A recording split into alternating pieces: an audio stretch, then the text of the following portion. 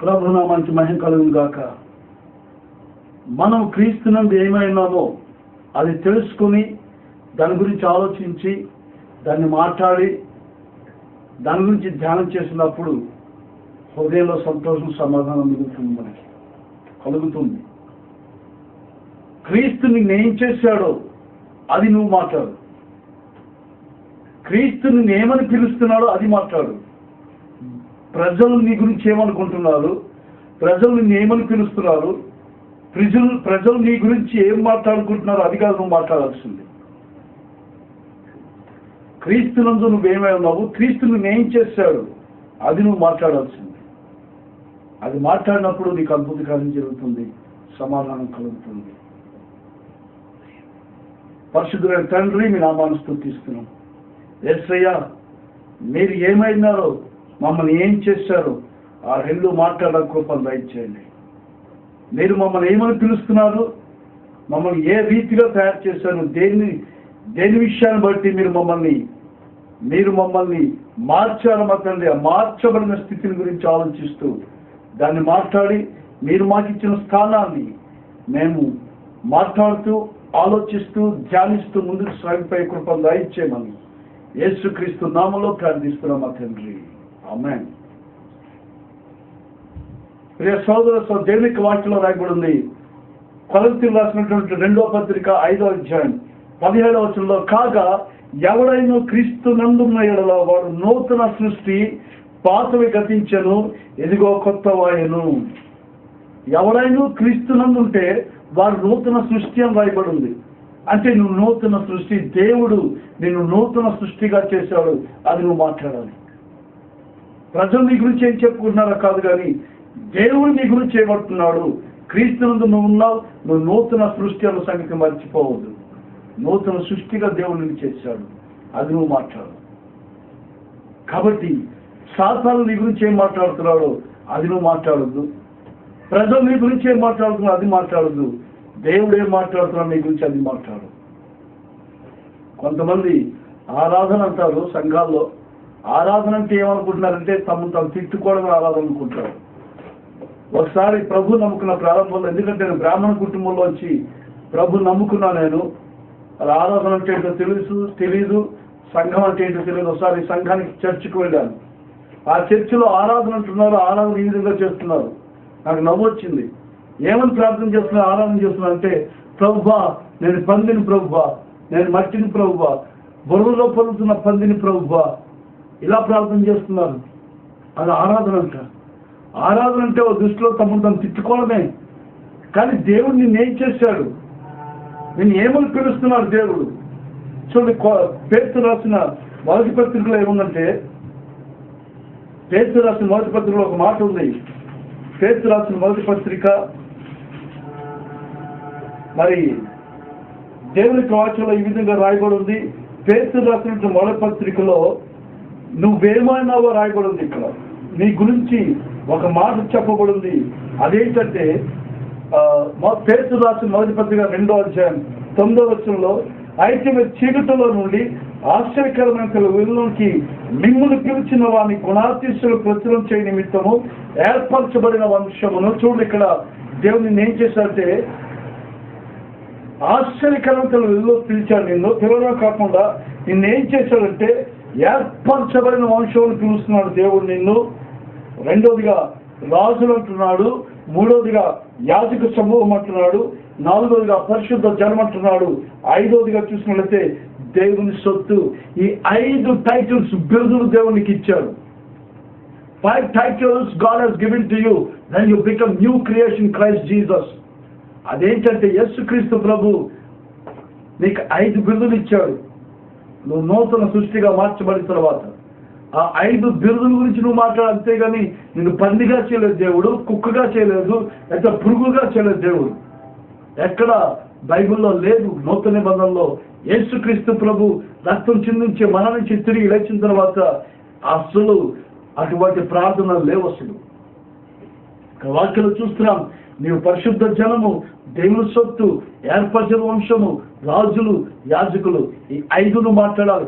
అవును ప్రభువా, నన్ను ఏర్పరచబడిన వంశంగా చేశావు, నీకు స్తోత్రం ప్రభువా. నన్ను రాజులుగా చేశావు, నీకు స్తోత్రం. యాజక సమూహంగా చేశావు, నీకు స్తోత్రం. దేవుని సొత్తుగా చేశావు, నీకు స్తోత్రం. పరిశుద్ధ జనంగా చేశావు ప్రభువా, నీకు స్తోత్రం అని చెప్పు. హల్లెలూయా.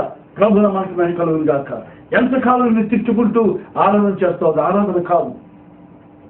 దేవుని హృదయం గాయపడుతున్న విధంగా నువ్వు ఆరాధన, అది ఆరాధనే కాదు. అసలు దేవుడిని ఏమై చేశాడో, ఏమని పలుకుతున్నాడో అదే మాట్లాడు. అదే తగ్గింపు అంటే. తగ్గింపు అంటే చాలా మంది ఏమనుకుంటారంటే తమను తాను తిట్టుకోవడం తగ్గింపు అంటారు. తగ్గింపు అంటే దేవుడు నీకు ఏ స్థానం ఇచ్చాడో, ఏ హోదా ఇచ్చాడో ఆ హోదాలో నిలబడు, ఆ స్థానంలో ఉండు. అంతకంటే ఎక్కువ వెళ్ళొద్దు, అంతకంటే తక్కువ వెళ్ళొద్దు. అది తగ్గింపు అంటే. కాబట్టి దేవుడిచ్చిన స్థానంలో నిలబడినప్పుడే అది నిజమైన తగ్గింపు. సహోదరి సహోదరుడా, నిజమైన తగ్గింపు అంటే ఇదే. కాబట్టి దేవుని యొక్క అసలులో దేవుని ఏం చేశాడు అదే మాట్లాడు. చూడండి, కీర్తనకారుడు 3వ కీర్తన చూసినట్లయితే కీర్తనకారుడు ఒక సమస్య ఎదుర్కొంటున్నారు అక్కడ. ఏంటి ఆ సమస్య అంటే ప్రజలు మాట్లాడే మాటలు. ప్రజలు రకరకాల మాటలు మాట్లాడుతున్నారు. 3వ కీర్తనలో కీర్తనకారుడు రాస్తున్నాడు. కీర్తన 3:1 యెహోవా నన్ను బాధించేవారు ఎంతో విస్తరించి ఉన్నారు, నా మీదకి లేచేవారు అనేకులు, దేవుని వల్ల అతను రక్షణ కలుగుదని చెప్పువారు అనేకులు, నన్ను గౌరవించి చెప్పువారు అనేకులు. ఇక్కడ దావీదుకి స్నేహితుల కంటే శత్రువులు ఎక్కువ ఉన్నారు. కొంతమంది స్నేహితులు సంపాదించడానికి లోకంతో కలిసిపోతున్నారు. సేవకులే కావచ్చు, లేకపోతే విశ్వాసులే కావచ్చు. స్నేహితులు కావాలి, స్నేహితులు కావాలి, స్నేహితులు కావాలి, ప్రభుని దూరం పెట్టేసి ఈ లోకంతో స్నేహం చేస్తున్నారు. ఇంకా కొంతమంది ఏంటంటే పెద్ద పెద్ద బడా పేరున్న వాళ్ళతోటే స్నేహం చేయాలి, అదే నిజమైనటువంటి ఆశీర్వాదం. కొంతమంది మోసపోతున్నారు. పెద్ద పెద్దలతో తిరగడమే అది ఆశీర్వాదం అనుకుంటున్నారు. అది కూడా ఆశీర్వాదం, అంతేగాని అదే ఆశీర్వాదం కాదు. అయితే ఇక్కడ దావీదుకి స్నేహితుల కంటే శత్రువులు ఎక్కువ ఉన్నారు. ఇక్కడ ఏమంటున్నాడు? నన్ను బాధించేవారు ఎంతో విస్తరించి ఉన్నారు, నా మీదకి లేచేవారు అనేకులు అంటున్నాడు. ఒకరు కాదు, ఇద్దరు కాదు, అనేకులు. దేవుని వల్ల అతను రక్షణ దొరకదని చెప్పువారు అనేకులు, నన్ను గూర్చేవారు చెప్పువారు అనేకులు. అంటే ఇక్కడ దావీదు గురించి నెగిటివ్ గా మాట్లాడే వాళ్ళు ఎక్కువైపోయారు. దావీదు గురించి వ్యతిరేకంగా మాట్లాడేవాడు, దావీదు చెడ్డగా మాట్లాడేవాడు, దావీదుని ఒక వ్యక్తిత్వాన్ని కించపరిచి మాట్లాడేవాళ్ళు ఎక్కువైపోయారు. అదే రాస్తున్నాడు దావీదు. చూడండి, ఒక్కసారి చెప్తున్నాను నేను, నీకు శత్రువులు ఉండవచ్చు, కానీ నువ్వు అనేక మంది శత్రువులు ఉండవచ్చు. నువ్వు ఒక్కరివే అనేక మందికి శత్రువులుగా మారవచ్చు, కానీ అనేక మంది నీకు శత్రువులు కాదు, గమనించాలి. కాబట్టి నీకు అందరూ మిత్రులే, అందరూ స్నేహితులే. నీవు అనేక మందికి ఒకవేళ శత్రువుగా పిలువబడుతూ ఉండవచ్చు, కానీ నీకు శత్రువులు అంటే ఎవరు లేరు. శత్రువు ఒక్కడే, అపవాది. ప్రభువా మనకి మహిమ కలుగును గాక. కాబట్టి ఇక్కడ దావీదుకి శత్రువులు అనేక మంది ఉన్నారు.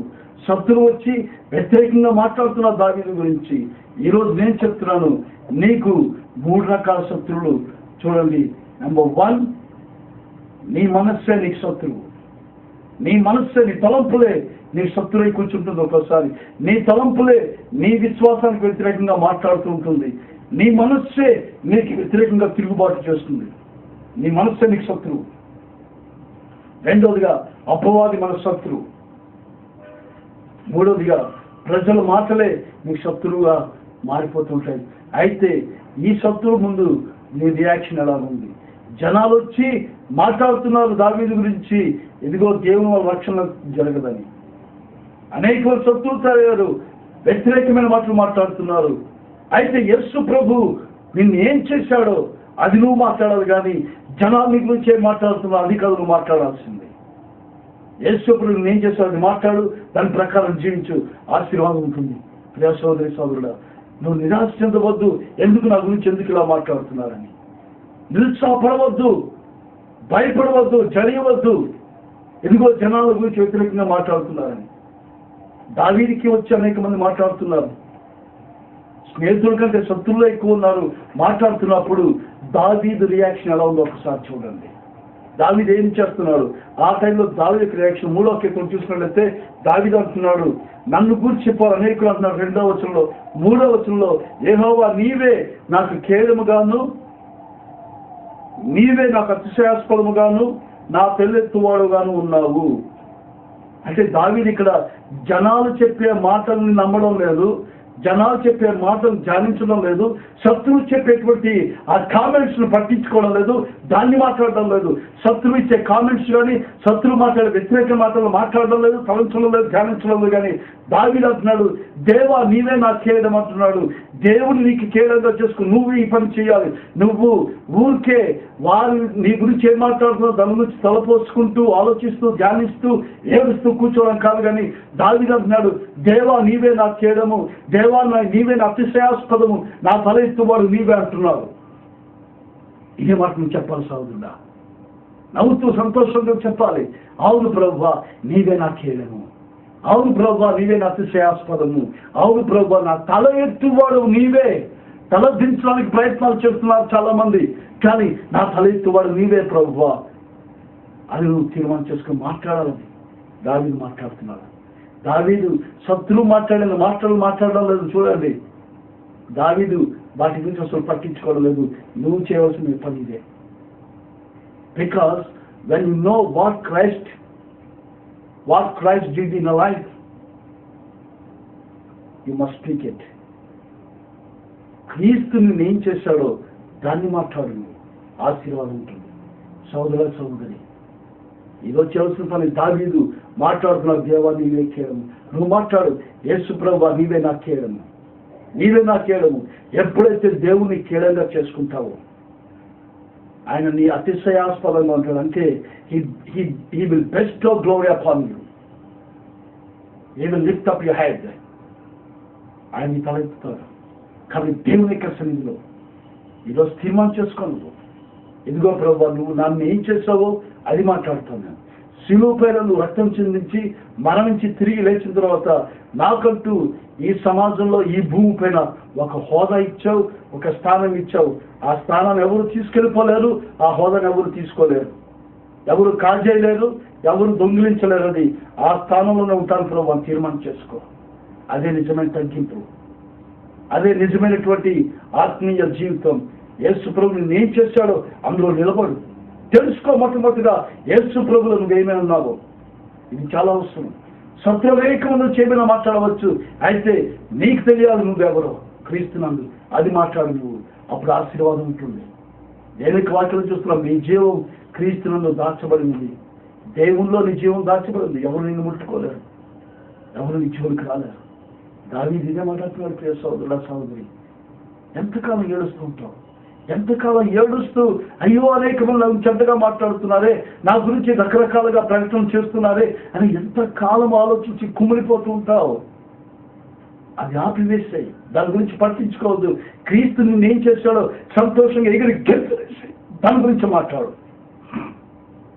ఆశీర్వాదం ఉంటుంది, ఆనందం ఉంటుంది, సమాధానం దొరుకుతుంది. సహోదరి సహోదరుడా, దావీదు అంటున్నాడు, నీవే నా కేడము, నా అతిశయాస్పదము, నా తల ఎత్తువాడు.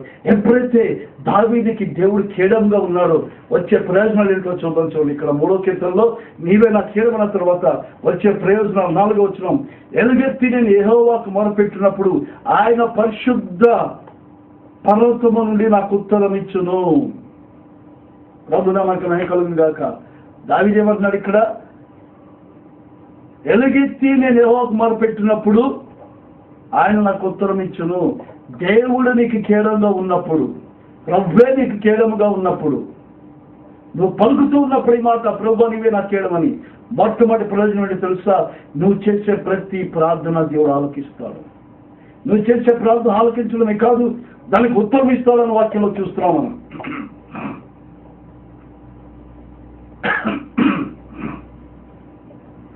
దానికి ఉత్తరం ఇచ్చేవాడు మన దేవుడు. అంటే నువ్వు చేసే ప్రతి ప్రార్థన దేవుడు ఆలోచించి, నా ప్రియ సోదరి సోదరుడా దానికి ఉత్తరం ఇస్తాడు. నువ్వు అనుకోవచ్చు, నా ప్రార్థన దేవుడు వింటున్నాడా, నా ప్రార్థన అసలు దేవుడికి చేరుతుందని. The day you prayed, that day itself your prayer reached the ear of God. ఆ రోజే నీ ప్రార్థన దేవుని చెవికి చేరింది, దేవుడు విన్నాడు నీ ప్రార్థన. కాబట్టి దేవుడు నీకు కేడంగా చేసుకో. మొట్టమొదటిగా దేవుడే కేడంగా ఉన్నప్పుడు నువ్వు చేసే ప్రార్థన దేవుడు ఆలకిస్తాడు. మొట్టమొదటి ప్రయోజనం అది. నువ్వు చేసే ప్రార్థన దేవుడు ఆలకిస్తాడు. కష్టాల్లో, సమస్యల్లో, కన్నీరులో నువ్వు విశ్వాసంతో చేసే ఈ ప్రార్థన దేవుడు అంగీకరించి నీకు ఆశీర్వాదాలు ఇచ్చి నిన్ను అభిషేకించి నీ తల ఎత్తువాడు ఆయనే అన్న సంగతి మర్చిపోవద్దు. తలదించడానికి అనేక మంది ప్రయత్నం చేస్తున్నారు, కానీ దేవుడు ఎప్పుడుగా తలదించే పనులు నీ జీవితంలో చేయడు. దేవుడు తల ఎత్తువాడని ఎప్పుడు కూడా. హల్లెలూయా. ప్రభునామానికి నమ్మకంగా కృంగిపోవద్దు సహోదరి సహోదరుడా, నిరాశ చెందవద్దు. ఆయనే నా కేడమని చెప్పు. ప్రభువా నువ్వే నా కేడమని నీ ప్రార్థన వినబడుతుంది, నీ ప్రార్థనకు సమాధానం దొరుకుతుందని వాక్యంలో చూస్తున్నాం. ప్రభునామానికి నమ్మకం గాక. మరి రెండో ప్రయోజనం చూద్దాం. చూడండి 5వ వచనంలో, యెహోవా నాకు ఆధారము కావున నేను పండుకొని నిద్రపోయి మేలుకొందును. హల్లెలూయా హల్లెలూయా. ప్రభునామానికి నమ్మకం గాక. ఇక్కడ దావీదు భక్తుడు సెలవిస్తున్నాడు, నేను పండుకొని నిద్రపోయి మేలుకొందును, కారణము యెహోవా నాకు కేడము. యెహోవా నాకు కేడంగా ఉన్నాడు. ప్రభునామానికి మహిమ కలుగును గాక. యెహోవా నాకు కేడంగా ఉన్నాడు కాబట్టి నేను పండుకొని నిద్రపోయి మేలుకొందును. ఇది ఆశీర్వాదం. ఇది ఎంతమంది పండుకుంటున్నారు, ఎంతమంది నిద్రపోతున్నారు, ఎంతమంది పండుకొని నిద్రపోయి మేలుకుంటున్నారు. ఆశీర్వాదం కదా ఇది. సమస్యల్లో, కష్టాల్లో, ఇబ్బందుల్లో, ఇరుకుల్లో, రోగాలతోటి నిద్ర లేకుండా బాధపడే వాళ్ళు చాలా మంది ఉన్నారు. నిద్ర మాత్రం వేసుకున్నా సరే నిద్ర లేకుండా బాధపడే వాళ్ళు చాలా మంది ఉన్నారు. ప్రభు అయితే మనకు ఆ పరిస్థితి తీసుకురాలేదు. దావీదు అంటున్నాడు, నేను పండుకొని నిద్రపోయి మేలుకొందును. ఇది ఆశీర్వాదం. కొంతమంది పండుకుంటున్నారు, keep on toss on the bed, ఆ పరుపేరు అటు ఇటు తిరుగుతారు కానీ నిద్రపోరు. వాళ్ళు పండుకుంటారు అంతే, నిద్రపోరు. కొంతమంది పండుకుంటారు, నిద్రపోతారు, మరి లేవరు. ఇంకా నిద్రలోనే వాళ్ళ ప్రాణాలు పైకి వెళ్ళిపోతున్నాయి. అయితే నీవు నేను క్రీస్తునందు ఏమో నువ్వు తెలుసుకొని అది మాట్లాడినప్పుడు పండుకొని నిద్రపోయి మేలుకుంటావు. ఇది రెండో ప్రయోజనం. మూడో ప్రయోజనం చూద్దాం. చూడండి 3వ ప్రయోజనం 6వ వచనంలో చూస్తున్నాం మనం. ఇక్కడ 10,000 మంది దండెత్తి నా మీదకి వచ్చినను, 10,000 మంది దండెత్తి నా మీదకు వచ్చి మోహరించినను నేను భయపడను. ప్రభునామానికి మహిమ కలుగును గాక. కాబట్టి దేవుని యొక్క సన్నిధిలో భయము అనేది నీకు రాదు. 10,000 మంది దండెత్తి మోహరించి నీ మీదకి వచ్చినను నీవు భయపడవు. భయము నీ దగ్గరికి రాదు. హల్లెలూయా. ప్రభునామానికి మహిమ కలుగును గాక. దేవుడు నీకు కేడంగా ఉండి నువ్వు అది మాట్లాడినప్పుడు, పలికినప్పుడు నీకు భయము రాదు. ప్రభునామానికి మహిమ కలుగును గాక. భయం లేనటువంటి జీవితం, భయపడకుండా జీవిస్తావు, ధైర్యంగా ముందుకెళ్ళిపోతావు. వాక్యంలో చూస్తున్నాం, నీతిమంతులు సింహం వలె ధైర్యంగా ఉందురు అని. యేసుక్రీస్తు రక్తంలో కడగబడిన నీవు నేను నీతిమంతులు ధైర్యంగా జీవిస్తాం. కాబట్టి దేనికి భయపడవు. ఇది 3వ ప్రయోజనం.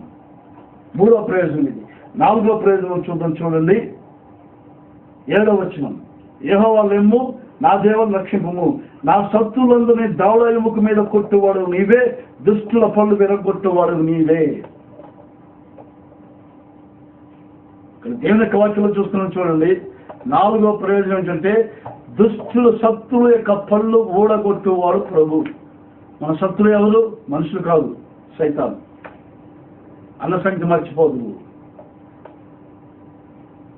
దావీదు అంటున్నాడు, దుష్టుల పళ్ళు విరగొట్టువాడు నీవే, వారి దవడ మీద ఎముక మీద కొట్టువాడు నీవే. ఎందుకు ఈ మాట అంటున్నా అంటే శత్రువులు వచ్చి రకరకాలుగా మాట్లాడుతున్నారు. ఎప్పుడైతే పళ్ళు విరగొట్టబడతాయో, దవడ పళ్ళు రాలగొట్టబడతాయో ఏం మాటలు వస్తాయండి? మాటలు వస్తాయా? గాలి వస్తుంది, అంతే వచ్చేది. అందుకంటే ఏం రాదు. ఇంకా గాలి నోట్లోంచి వస్తున్న మాటలు రావు వాళ్ళకి. దవడ పళ్ళు విరగొట్టబడిన తర్వాత శత్రువు నోరు మూయించేవాడు నీ దేవుడు, మన దేవుడు. శత్రువు మాట్లాడకుండా నోరు మూయించే పనులు ప్రభు చేస్తారు నీ జీవితంలో, ఎప్పుడైతే దేవుడికి కేడంగా ఉంటాడో. హల్లెలూయా హల్లెలూయా. ప్రభు నామానికి మహిమ కలుగును గాక. 4 ప్రయోజనాలు. ఈ 4వ ప్రయోజనం ఏంటంటే శత్రు యొక్క దవడ పళ్ళను కొడతాడు. దేవుని యొక్క వాక్యంలో చూస్తున్నాం, సాతాను ఎవరు మృంగుదునా అని గర్జించు సింహం వలె తిరుగుతున్నాడని. ఎందుకు ఎవరు మృంగుదునా అని? మనకి పళ్ళు లేని వాడు మింగేది, పళ్ళు లేని వాడు మింగుతూ ఉంటాడు. కాబట్టి దావీదు ఇక్కడ సైతాను గురించి రాయబడింది, వాడు గర్జించుతున్న వల్ల ఎవరిని మృంగుదునా అంటే వాడి దవడ పళ్ళు విరగొట్టబడ్డాయి. యేసుక్రీస్తు ప్రభు శిలువపై రక్తం చిందిస్తున్నప్పుడు సాతాను నలగొట్టబడ్డాడు. యేసుక్రీస్తు ప్రభు శిలువపై ముళ్ళ కీలతో పెట్టుకొని ఆ చేతులకి కాళ్ళకి మేకులు కొట్టించుకొని ఆయన రక్తం చిందించి శరీరం అంతా గాయమై ఆయన శ్రమ అనుభవిస్తున్నప్పుడల్లా సాతాను యొక్క క్రియలు నాశనం చేయబడ్డాయి. సాతాను యొక్క దవడ పళ్ళు యేసు ప్రభు వెలగొట్టాడు. హల్లెలూయా. ప్రభువున మనకి మహిమ కలుగును గాక. యేసు ప్రభు శిలువపై మరణించాడు. ఆయన మరణించినప్పుడు సాతాను యొక్క కోరలు పీకేశాడు యేసు ప్రభు. మరి యేసుక్రీస్తు మరణించి పాతి పెట్టబడి తిరిగి లేచిన తర్వాత సాతాను యొక్క అధికారం లేకుండా చేశాడు పూర్తిగా. అందుకనే యోహాను రాసిన మొదటి పత్రిక 3వ అధ్యాయం 8వ వచనంలో ఈ విధంగా రాయబడింది, అపవాది క్రియల్ని నాశనం చేయడానికే మనిషి కుమారుడు ప్రత్యక్షమాయను. యేసు ఎందుకు ప్రత్యక్షమాయో తెలుసా అండి? సాతాను యొక్క క్రియల్ని నాశనం చేయడానికే. అది దాన్ని అంగీకరించి నువ్వు ముందుకు సాగిపోయినప్పుడు సాతాను క్రియలు జీవితంలో ఉండవు. అందుకనే చెప్తున్నా నేను, యేసు ప్రభు ఏం చేశాడో, నీ కొరకు ఏం చేశాడో, నిన్నేం చేశాడో, ఈ రెండు మాట్లాడినప్పుడు నీ జీవితంలో అద్భుత కార్యం చెందుతుంది. కాబట్టి నీ కొరకు చేస్తుంది, నిన్నేం చేశాడో రెండు మాట్లాడాలి. కాబట్టి దావీదు మాట్లాడుతున్నాడు. దావీదు ఏం మాట్లాడుతున్నాడు చూడండి. నీవే నా చేయడం అనేసరికి ఎన్ని ప్రయోజనాలు వస్తాయో చూడండి. ఇక్కడ చాలా ప్రయోజనాలు ఉన్నాయి. అందులో 4 ప్రయోజనాలు చూసుకున్నాము. మొట్టమొదటిగా నువ్వు ప్రార్థన చేసినప్పుడు ప్రభు నీ ప్రార్థన వింటాడు. రెండోదిగా నువ్వు పండుకొని నిద్రపోయి మేలుకుంటావు. ఏ టాబ్లెట్స్ అవసరం లేదు, ఏ డాక్టర్ అవసరం లేదు. మూడోదిగా నీకు భయం అనేది రాదు అసలు. హల్లెలూయా. ప్రభునామానికి మహిమ కలుగును గాక. నాలుగోదిగా శత్రువు యొక్క నోరులు మూయించి వాళ్ళ నోట్ల నుంచి మాటలు కాదు వచ్చేది, గాలే ప్రభు ఆకరించేస్తారు. ఆఖరిగా దావీదు ఒక మాట పలుకుతున్నాడు 8వ వచనంలో, రక్షణ యెహోవాది అని. శత్రువు ఏం మాట్లాడుతున్నాడో దానికి వ్యతిరేకంగా మాట్లాడుతున్నాడు దావీదు. శత్రువు ఏమన్నాడు 2వ వచనంలో, దేవుని వల్ల రక్షణ కలగదు అని 2వ వచనంలో శత్రువు అంటుంటే, ఆఖరి వచనంలో దావీదు అంటున్నాడు రక్షణ యెహోవా నుంచే వస్తుందని. శత్రువు ఏం మాట్లాడుతున్నాడో ఎగ్జాక్ట్లీ వ్యతిరేకంగా దావీదు మాట్లాడుతున్నాడు. అంటే శత్రువు మాటలు వినిపించుకోవద్దు. శత్రువు నీ గురించి ఏం మాట్లాడుతున్నాడు అది మాట్లాడు. నువ్వు దేవుని ఏం చేశాడో అది మాట్లాడు. ప్రజలు నీ గురించి ఏం మాట్లాడుతున్నారో అది మాట్లాడద్దు. యేసు ప్రభు నీ గురించి ఏం చేశాడో శిలువ పైన దాన్ని మాట్లాడు. ఆశీర్వాదం ఉంటుంది. నోరు తెరిచి ప్రభువా నీవే నాకు చేయడం, నా అతిశయాస్పదము, నా తల ఎత్తువాడు నీవే అని మాట్లాడినప్పుడు ఈ ప్రయోజనాలు నీకు నాకు కూడా కలుగుతాయి. ఈరోజు తీర్మానం చేసుకుందాం. ఎంతమంది శత్రువులు ఉన్నారు మీకు? అవును బ్రదర్, నాకు చాలా మంది శత్రువులు ఉన్నారు. లెక్క పెట్టడమే కష్టం. అవును, లెక్క పెట్టడం కష్టం. ఎంతమంది స్నేహితులు ఉన్నారు? ఈజీగా లెక్క పెట్టచ్చు. 1 2 3 4 5 6 7 8 9 10 కొంతమంది ఉన్నారు. దావీదు కూడా అంతే. అయితే భయపడవద్దు. బైబిల్ వాక్యంలో దేవుని వాక్యం చూస్తున్నాం. ఒకరి దృష్టి యెహోవా దృష్టి, ఒకరి నడత యెహోవా దృష్టికి ఇష్టమైన ఆయన శత్రువు సహా మిత్రులుగా చేయను. నీ యొక్క నడత దేవునికి ఇష్టంగా ఉండాలి. నీ నడత ఎప్పుడు ఇష్టంగా ఉంటుందంటే నువ్వు విశ్వాసంతో నడిచినప్పుడు దేవుడు ఇష్టపడతాడు నేను. కాబట్టి మర్చిపో జనాల గురించి ఏం మాట్లాడుతున్నారు. నువ్వు ఏమైనావో క్రీస్తునందు అది మాత్రమే మాట్లాడు సహోదరి సహోదరుడా. యేసుక్రీస్తు నీ గురించి ఏం చేశాడో దాని గురించే మాట్లాడు. అంతేగాని నిరాశ నిస్సులకు లోనైపోయి భయపడి కృంగిపోయి కృషించిపోయి నీ జీవితాన్ని పాడు చేసుకోవద్దు. యేసుక్రీస్తు నీ జీవితంలో అద్భుతకారం చేస్తాడు. నీ కొరకు ప్రార్థన చేస్తాను నేను. ఆ కృంగిదాల నుంచి ప్రభు పైకి తీసుకెళ్తాను నేను. ప్రార్థన చేసుకుందాం. పరిశుద్ధుడా పరమ తండ్రి, నీకే స్తోత్రాలు. ఈ నామాన్ని స్తుతిస్తున్నాం తండ్రి. నాయన ఈ వాక్యం విన్న ప్రియ బిడ్డల్ని సహోదరి సహోదరుని ఆ కృంగిదాల నుంచి బయట తీసుకురండి. ఏ శత్రువు ఏదైతే మాట్లాడుతున్నాడో శత్రు మాటల్ని ఏసునామములో నాశనం చేస్తున్నాం మా తండ్రి. నాయన మనసుల్లో వచ్చే ఆ తలంపులు, వాక్యానికి పెట్టిన తలంపుల్ని ఏసునామములో ఆయన చేస్తున్నాం తండ్రి. ప్రభు ఇదిగో సాతాను యొక్క దుర్గాల్ని యేసునామములో పడగొడుతున్నాం తండ్రి. తర్క వితర్కాల్ని యేసునామములో నాశనం చేస్తున్నాం. దేవుని జ్ఞానాన్ని అడ్డగించే ప్రతి జ్ఞానాన్ని నాశనం చేస్తున్నాం. ప్రతి ఒక్క తలంపుని క్రీస్తు యొక్క విజేతను చెడబట్టులాగిన వాటిని తీసుకొస్తున్నాం తండ్రి. యేసుక్రీస్తు రక్తంలో ప్రతి తలంపుని ప్రోక్షిస్తున్నాం. దురాత్మ శక్తులను, చీకటి శక్తులను, చేతబడి శక్తులను అద్రుడైన యేసు క్రీస్తు నామములో నాశనం చేస్తున్నాం. యేసు నామములో సమాధానం కలుగును గాక. ప్రభు మీ యొక్క మహిమ వారిపై నిలబడును గాక మా తండ్రి. ప్రభు ఇదిగో నీ మహిమ చేత నింపండి. నీవు అతిశ్రయాస్పదంగా ఉండి వారి తల పైకెత్తి కేడంగా ఉండి వారు నడిపించమని దావీదు పొందుకున్న 3వ కీర్తన ప్రయోజనాలు వారందరూ పొందుకోవాలని యేసుక్రీస్తు రక్తంలో ప్రతి కుటుంబాన్ని ప్రోక్షిస్తూ యేసుక్రీస్తు నామములో ప్రార్థిస్తున్నాం మా తండ్రి. ఆమేన్, ఆమేన్.